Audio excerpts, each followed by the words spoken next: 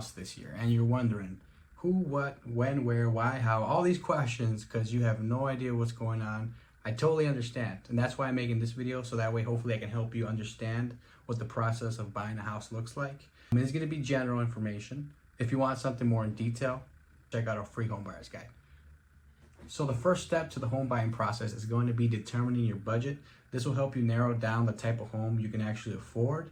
And with the budget, keep in mind your expenses, your debt, your income, and also factor in the down payment and closing costs at the end of everything, right? Because that's the whole point of this video, to help you get from A to B. So step number 2, once you have an idea on your budget, it's time to get pre-approved.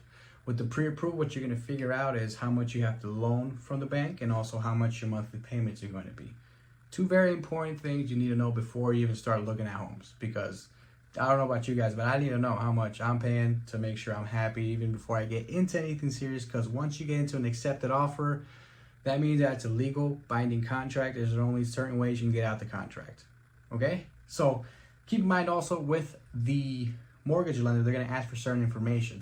For example, like employment history, income, credit, and also they might ask for other stuff, but just depending on who you work with. I do have a list of mortgage lenders I work with that I can vouch for if you have any need for that. But other than that, what I could say is getting the pre-approval is going to make you more of a serious buyer, because there might be other buyers out there without pre-approvals. I doubt it, but when you find a house, you want to make sure you're ready.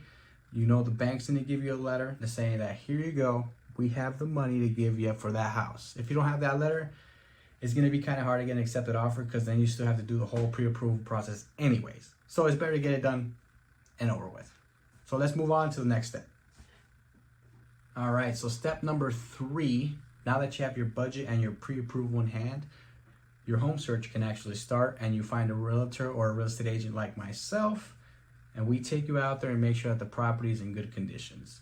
Keep in mind that with the home search, you got to make sure that you know what you want. For example, in the home buyer's guide, there's a little sheet of paper that has everything that you may need in a house. So bedrooms, bathrooms, garage, square footage, type of backyard, fence, it's all there. So take a look at it. That way you can give me that piece of paper. It's printable. Just print it or send it to me through email. That way I know exactly what you're looking for and I don't send you nothing you're not interested in. Okay, so that's another reason why you should check out the home buyer's guide. But other than that, let's move on to the next step. All right, so step number 4, we found the property that you want to buy. It's time to write an offer, and I can help you with that. That's no issue.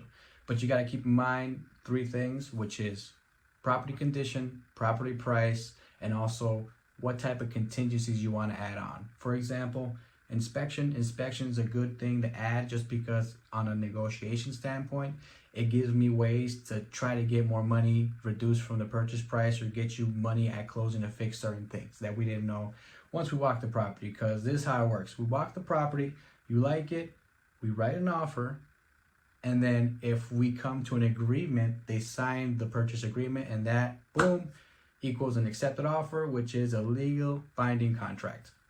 And normally with the legal binding contracts, for it to become a legal binding contract, there's something called the earnest money that will be sent to a title company, so that way everyone knows everything's serious. All right, so the final step of the home buying process would be to complete the closing process. With the closing process, there's various steps that have to go in place and in order. For example, this is what happens. So home inspection, appraisal, title search. All that happens within 30 days. And then within those 30 days, well, they're going to teach you how much the closing costs are going to be, all the credits for taxes are going, and the lender normally will talk to you for sure a day before closing to make sure you understand all those numbers.